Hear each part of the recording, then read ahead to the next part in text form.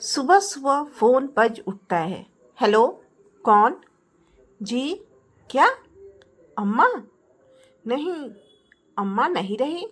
क्या हुआ? अभी तक तो अच्छी भली थी।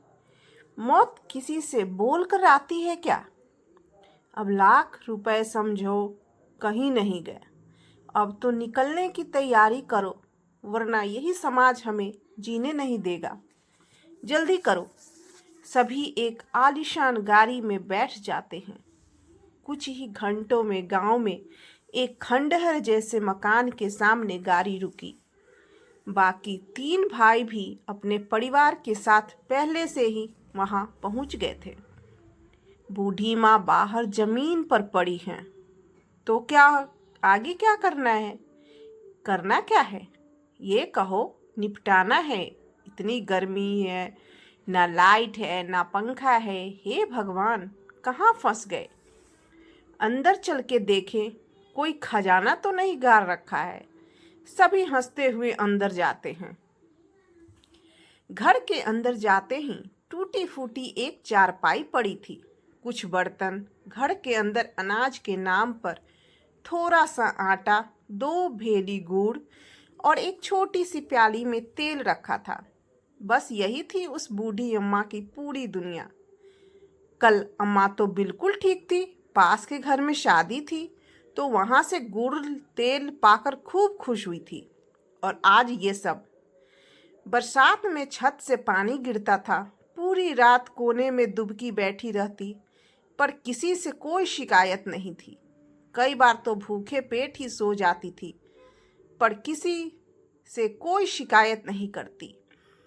नाती पोतों से मिलने के लिए भी तरसती रहती। जिसने भूख को सह कर रात गुजारी हो, अब उसके मरने के बाद ये सारे ढोंग बंद करो। वो तो अब चली गई, अब जताने की क्या जरूरत है? हजारों को बुलाकर खिलाने की अब क्या जरूरत? अब कितना भी दान कर लो, जो चला गया वो चला गया। अब तुम लोग भी जाओ, समाज को दिखाने का दिखावा बंद करो। जब एक एक पैसे को तरसती थी तब कहाँ थे? अब लाखों भी खर्च करो तो उसे क्या मिलना है? कहते हुए वो गांव की धोबिन आंखों से आंसू पोंछते हुए, एक माँ एक कमरे के घर में 4 बच्चे पाल सकती है, पढ़ा लिखा कर पैरों पर खड़ा कर सकती है, पर 4 बच्चे अपने 6 कमरों के बंगले में अपनी माँ के लिए एक कोना नहीं है। ये समस्या नहीं है कोई, ये पाप है जो तुम जैसी औलाद करती है। अगर बच्चे बड़े होकर ऐसे हो जाते हैं तब तो भगवान ने मुझे कोई संतान न देकर बहुत अच्छा किया। सभी सिर झुकाकर वहीं खड़े होकर धोबिन की बात सुनते रहते हैं। तभी अनय, जो बूढ़ी अम्मा का बड़ा बेटा था, उनका 8 साल का बेटा वो गुड़ की भेली उठा लाता है। उसकी माँ अनीता बच्चों को घूर कर देखने लगती है। छोटा सा जय, नहीं माँ, ये दादी ने मेरे लिए ही रखा होगा, वो मुझसे बहुत प्यार करती थी, कहकर वो गुड़ का एक टुकड़ा मुंह में डाल लेता है और रोने लगता है। उसे देखकर अनय उसे अपने गले से लगा लेता है।